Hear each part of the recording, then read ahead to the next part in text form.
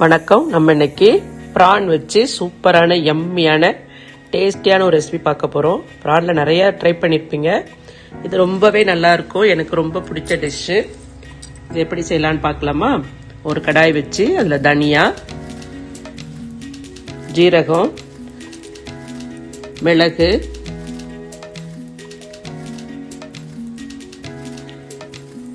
கொஞ்சமாக வெந்தயம் சேர்த்துக்கணும். நிறைய சேர்த்திங்கன்னா கசப்பாயிடும். ஒரு அரை ஸ்பூன் கடுகு, 1/4 ஸ்பூன் வெந்தயம், சோம்பு எல்லாம் சேர்த்துருக்கோம்.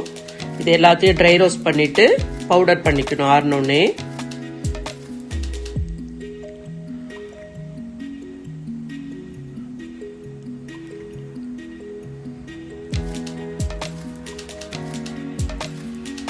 இது நான் ஹாட் வாட்டரில் காஷ்மீரி சில்லி, இன்னொரு சாதாரண காரமான சில்லி, அப்புறம் கேஷ்யூ போட்டிருக்கேன், புளி கொஞ்சம், பூண்டு, கசகசா, இது எல்லாமே சேர்த்து சுடு தண்ணியில் ஊற வச்சு வச்சிருக்கிறேன். இது கூட சேர்த்து பேஸ்ட்டாக அரைச்சிக்கணும். இந்த பவுடர் பண்ணோம் இல்லைங்களா, அதிலே போட்டு இது எல்லாத்தையும் அப்படியே ஒன்றா போட்டு பேஸ்ட்டாக அரைச்சிக்கணும். நல்லா நைஸாக அரைச்சி வச்சுக்கணும்.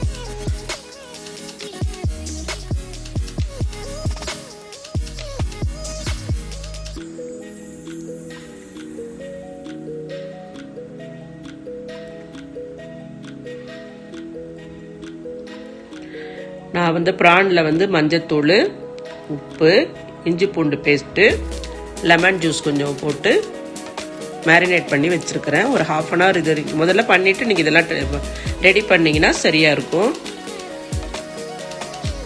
அப்புறம் ஒரு கடாயில் முதல்ல ஒரு 2 ஸ்பூன் நெய் விட்டுட்டு இந்த ஊற வச்ச ப்ரான் இருக்கு இல்லைங்களா, அதை அப்படியே அந்த தண்ணி அடியில் இல்லாமல் மேலால் எடுத்து போட்டுட்டு ஒரு 90% குக் ஆகிற வரை குக் பண்ணிக்கணும்.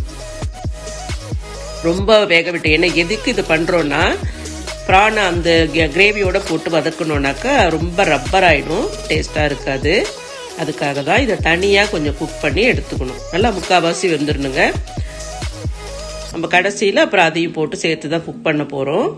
ஃபஸ்ட்டு இதை மாதிரி பண்ணி எடுத்துட்டிங்கன்னா ப்ரான் நல்லா சாஃப்டாக ரொம்ப நல்லாயிருக்கும் சாப்பிட்றதுக்கு. நீங்கள் கிரேவிலே போட்டு பண்ணினீங்கன்னா ரஃப் ஆகிடும்.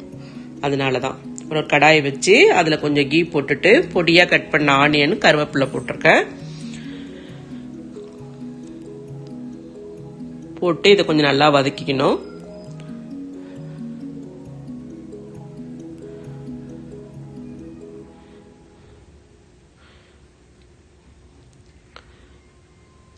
இந்த ஆனியனுக்கு தகுந்த அளவு கொஞ்சமாக சால்ட் சேர்த்துக்கணும். சால்ட் சேர்த்திங்கன்னா சீக்கிரமாக வதங்கிடும். அந்த ஆனியனில் இப்போ டேஸ்ட் நல்லா இருக்கும். எப்போதுமே ஆனியன் நீங்கள் எதுக்கு வதக்கினாலுமே ஒரு பிஞ்ச் சால்ட் அதில் போட்டுட்டு வதக்குனீங்கன்னா அந்த ஆனியன் சாப்பிடும்போது நல்லா டேஸ்ட்டாக இருக்கும். இப்போ நம்ம அரைச்ச மசாலையெல்லாம் அதில் போட்டுட்டோம். போட்டுட்டு நல்லா இதை வதக்கணுங்க. நல்லா வதக்கிட்டு இதுக்கு தேவையான உப்பு சேர்த்துட்டு, நம்ம ஆல்ரெடி ப்ரானில் சேர்த்துருக்கோம், ஆனியனில் கொஞ்சம் போட்டோம், இப்போ மசாலுக்கு போட்டிருக்கோம். உப்பு கவனித்து கரெக்டாக போட்டுக்கோங்க. இதை நல்லா கொஞ்சம் நேரம் வதக்கிட்டு அந்த ப்ரானில் வேக வச்ச அந்த மிச்ச தண்ணி இருந்தது இல்லைங்களா, அந்த ஊற வச்ச தண்ணி, இதெல்லாம் தான் நான் ஊற்றிருக்கேன்.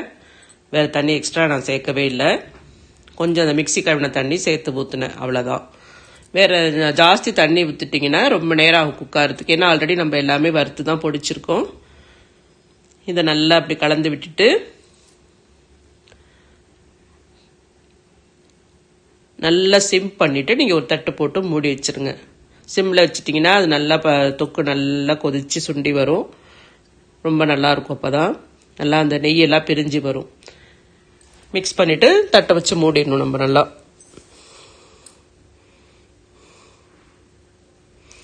ஒரு 10 நிமிஷம் வரை அப்படியே சிம்லேயே வச்சிடணும். நம்ம இது சாதத்தோட, சப்பாத்தியோட, ரோட்டியோட, எல்லா ரசம் சாதம், சாம்பார் சாதம் எல்லாத்துக்குமே இந்த தொக்கு ரொம்ப ரொம்ப அருமையாக இருக்குங்க. சாதாரண பிளைன் ரைஸில் கூட நீங்கள் கலந்து சாப்பிட்லாம். ரொம்ப அருமையாக இருக்கும். நீங்கள் ட்ரை பண்ணி பார்த்துட்டு எனக்கு கமெண்ட்டில் சொல்லுங்கள். பார்த்தீங்களா, இப்போ எல்லாம் நல்லா நெய்யெலாம் பிரிஞ்சு வந்திருக்கு. இப்போ நம்ம குக் பண்ணப்போ நல்லா ஃபுல்லாக இதுவானதுக்கு அப்புறம் தான் நம்ம ப்ரானை சேர்க்கணும். இந்த கிரேவி தொக்கு நல்லா வந்ததுக்கு அப்புறம் போட்டிங்கன்னா ப்ரான் ரப்பராக இல்லாமல் ரொம்ப நல்லா சாப்பிட்றதுக்கு ஜூஸியாக நல்லாயிருக்கும்.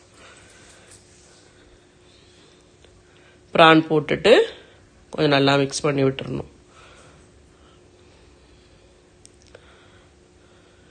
இது எல்லாத்தோடையும் சுட்டாங்க, சும்மா கூட நீங்கள் சாப்பிடலாம், அவ்வளோ அருமையாக இருக்கும் இது. கடைசியில் பச்சையாக கருவேப்பிலை கொஞ்சம் தூவிட்டு நான் லாஸ்ட்டில் அந்த ஃப்ளேவருக்காக இன்னும் கொஞ்சம் கீ ஒரு ஸ்பூன் 2 ஸ்பூன் நம்ம சேர்த்துக்கலாம். அப்போ வந்து அந்த நெய்யோட நேச்சுரல் ஃப்ளேவர் ரொம்ப நல்லாயிருக்கும். லாஸ்ட்டில் கொஞ்சம் சேர்க்கும் போது ரொம்ப அருமையாக இருக்கும். அவ்வளோதாங்க, ரெடி ஆயிடுச்சு நம்ம ப்ரான் தொக்கு. நீங்களும் இதை ட்ரை பண்ணி எப்படின்னு எனக்கு கமெண்ட்ஸில் சொல்லுங்கள். தேங்க்யூ, பாய்.